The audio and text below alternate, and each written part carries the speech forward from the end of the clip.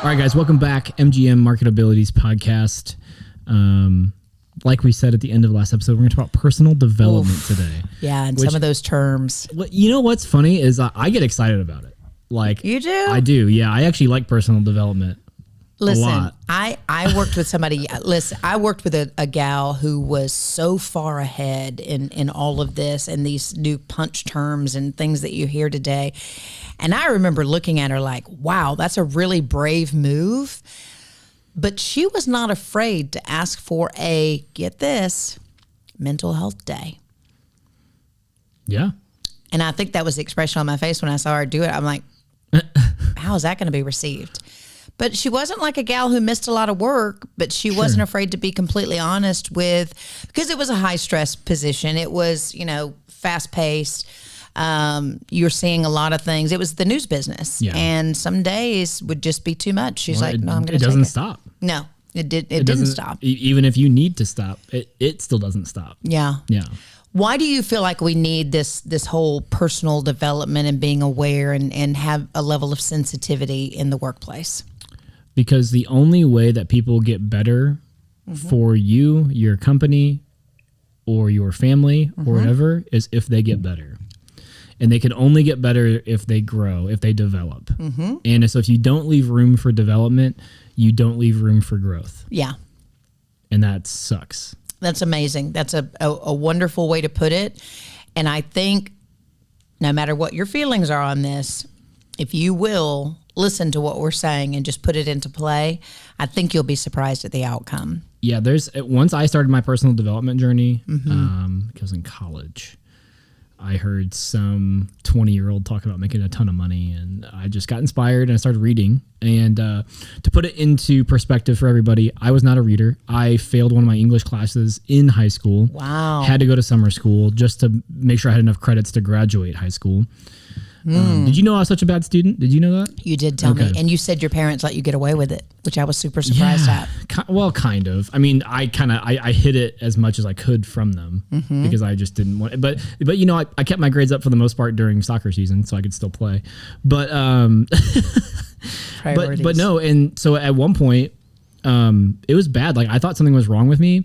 My parents even took me to Sylvan Learning Center to fix my reading. And now, I mean, I read minimum 20 to 30 books a year, and I just can't get enough of it because there's something special about finding that one thing that's going to take you to the next level.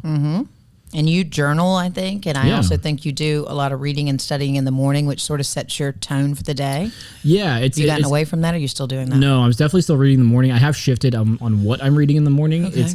I kind of only switched to like ancient wisdom. Oh, so the Bible. Love it. Much older books, like books written in like the early 1900s from people who I really respect and like how they write and stuff. Some of it's kind of funny to read, but because of the language barrier.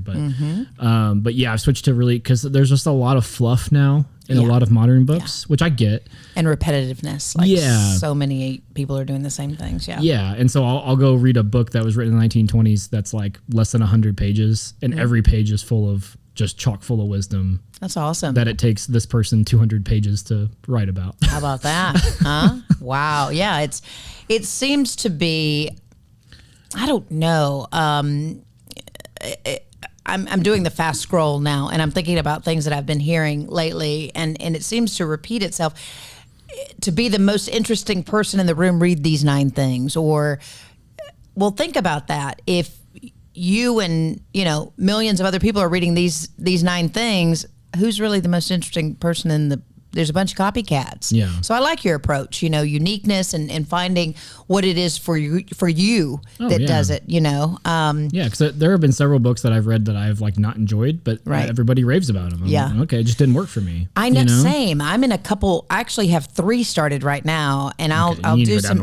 Yeah, I'm like, I'll read some pages. I'm like, man, I am not getting this, because I keep thinking there's going to be an aha moment or an epiphany, but I'm not. So yeah, and I think that just goes to show you that we're all still very unique, and we all need different things to fill our bucket. Yeah. To feel full. Not everyone develops the same way. No.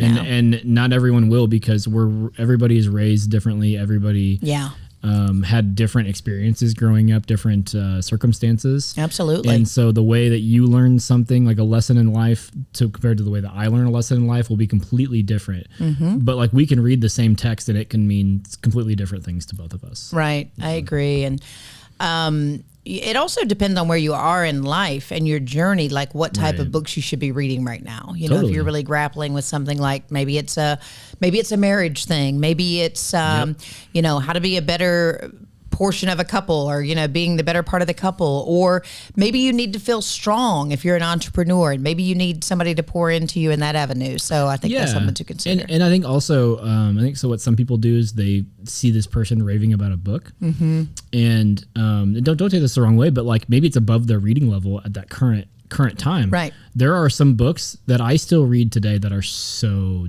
like dumbed down for me because I want to understand the concept at a base core level. Right. And there's a lot of people who try to put a lot of fancy words in these books and stuff. I'm not going to read it. Like if I don't understand half the words I'm reading, I'm going to put it back down before I get up to that level. Yeah. And I want you to think about this, and I think this is what I'm going through with some of these books that I'm reading right now. You know, all these people who claim that they're going to help you be as successful as they are, and you could do this and you could do that. And I'm fairly certain that they're not doing all of those things, or they wouldn't have felt like they needed to write another book and get it in your hands. And, you know, sometimes you just read a book and you're like, okay, that was nothingness. Yeah, it's really funny. Alex Hormozy, I think, is one of the funniest people about that kind of type of thing, because he's like, I don't have a morning routine. He's like, I wake up and I start working. And he's like, that's about it. He's like, that's my morning routine is work. Yeah. It is. And so you know, like some people like to have a morning routine and it helps them. Some people, you don't even need it. Yeah. And I think there's a lot of times where it gets convoluted, where it's like, do these 4 things when you wake up and you'll be really productive. But some people just aren't built like that. Like they don't need to go run 5 miles and read 20 pages out of a book and do all this stuff. They just need to sit down behind their computer and start working. Right. Yeah. It wasn't always like this for me, but today, my 53-year-old self, I can't wait to get out of the bed because of all the things that I could accomplish in that day. Yeah, I need that from you, because I'm not like that every morning. It's crazy. Yeah, that's now, crazy. Okay, here's my shortfall. I get to the end of the day, I'm like, well, that didn't go as well. Did I do any of those things? No, I will make myself do something, you know, every day. But put it this way, my list in my head in the morning is probably a lot more than I get accomplished. I have good intentions, and I will definitely work down that list, but it may not all come in a day, and that's okay, because that leads us into the next thing is, you know, you have to take care of yourself. You have to build, the same time you're trying to improve, there needs to be some resilience there. Like, don't be so hard on yourself. Yeah. You know? Oh yeah. That's one of the biggest things. That's been one of my biggest pitfalls is I will go into comparison or something with someone else. And well, I'm going to interrupt you because I grappled with this for a long time. You shared with me that you were suffering at some point from, I think you called it imposter syndrome. Well, I still do. I mean, it's not as I can't see that. It's not as bad anymore. Okay. But like it doesn't. I'm at the moment now where it doesn't cripple me. Okay. If that makes sense. Okay. It's those thoughts are still coming to my mind every day. Of am I the right person to do this? And I've been really good about just being like, yeah, we'll see. The evidence is already there. Right. Like I think now that I have some evidence of like, oh yeah, this is right. This is what I should be doing. It's a lot easier. But at the time I didn't have as much evidence, or at least I didn't look at it as evidence. So yeah, I mean, thinking about what other people think and whatnot is a tough thing to get over, because we live in a culture where it's just judgment after judgment. Oh yeah. But how much of that is smoke and mirrors too? And I went through some of this even today. We're a marketing ad agency at Growing Media. I am more than aware that there are agencies and video production houses doing things better than we're doing them. Sure. Okay. Yeah. But those agencies don't have us. Oh, yeah. And that's a commodity in my mind. So, okay, maybe we're not the best at this, but you also can't give your clients this experience, what we're going to provide. So find the uniqueness in yourself and what you're doing, and don't look so much at what other people are doing and wondering how you compare and stack up. And I think that's showing yourself real grace. Yeah, well, and it's just like, and then it pulls you out of like, there is no competition because they're not me. Right. And it doesn't necessarily like, it's not skills or anything like that. It's like, it's just you in general. Like you're going to make a decision completely different than this other person who you think is better, but you may make a better decision for this particular client than they would. Right. Because of how you are. Absolutely. And so once you put that into perspective, it's like, it doesn't really matter anymore. Yeah. About those people, what they think, what they're doing, because it's really about what you can do. And so true. And a good quote that I heard that I try to just remind myself of, and I forget often, but it says, it's quit asking, quit. Oh my gosh. You don't remind yourself of it enough because you're not, okay, what is it? Exactly. Do I need to Google it? No. Quit asking how good you are and start asking what the world needs of you. Oh, that's mature. Because it's a total reframe off of you. Because whenever you're talking about, am I good enough to do this? Are they going to judge me? That's selfish thinking. Right. That's so selfish in a way of like me. And instead you mean like, well, what do these people need from me? Wow. That was good. I'm glad you remembered that. Yeah, it's so good. That was really good, and it's those are the type things that I like to read. See, I'm going to write that down. If I get up tomorrow and I read that, I'm set. I am set.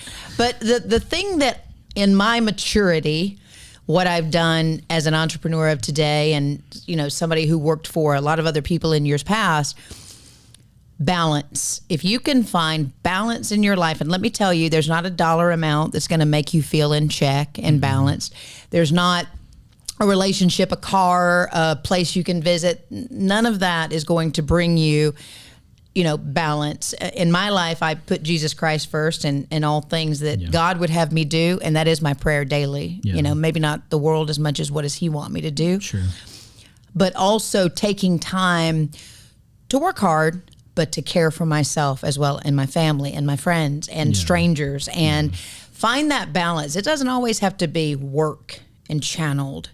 It's okay to open it up, Yeah. It's not a race, and you're not going to finish any differently. Yeah. But imagine leaving a legacy in your tracks. Right. Well, it's like, what are you more worried about, the money or the quality of life? Right. Yeah. Right. And some people have said that one equates to a greater than in the other, but I don't know. Only so much. I mean, like, I think it's nice to pay your bills. Like I think genuinely in the United States, if you can get up to $100,000 a year, you're going to be relatively happy. But anything after that, it's like, what difference is it really going to make? You're eating great food, you're living in a great house, and you can go out to eat and have fun and go on vacations, right? So it's like, the money doesn't matter then, and it goes back to that quote of like, what does the world need from you? Because if you provide what the world needs from you, you're going to be compensated super well. That's right. And you're going to have enough. I think that's another word to remember, is there is enough. Yeah, and you have to you have to define enough for you. Like, you have to sit down and actually decide, okay, what is enough for me to actually be happy? In all honesty, it's probably not much. That is so true. It's probably not much. That is so true. And it goes back to, this is a crazy way of thinking, but what does the world need from you, and how much can you give back? Think about that as well, because you're going to be super surprised when you have that feeling, if it's the first time for you of giving back to the point of it hurting. Like, give it away, keep what you need to enjoy your life and not have stress, because I think there is something to that. And none of us like those days we were working 3 jobs, whatever. Right. But also just giving it back, man. And it always it's that boomerang effect. I mean, you give it out there, it's coming back. It always comes back. Yeah. Twofold, threefold. It's just, I don't know. You can't explain it. There's no science behind it. Yeah, it's just how the world is built. It is. Yeah, I mean, God gives to us. He gives to us unconditionally. And so whenever we give, He's like, oh, here's some more. That's right. Every time. Here's some more. Yeah. That's right. Well, I love that. I don't know that we have more time. So is that it? It's okay. Yeah. Okay. Listen, guys, MarketAbilities podcast. We appreciate you telling people about it. Share it, reshare it. comment, like it. Let us know what you want to talk about. Heck, come on the show. We got 2 extra seats here. So come on. Yeah. We will be moving the studio soon. Very soon. The largest podcast studio in Southern Illinois. I don't know if this will be the last episode in this room or not. Maybe. Probably not. Nah. Maybe. You think? I'm just going to say maybe right now. Okay. But so stay tuned. Yeah, stay tuned. All right. See you guys.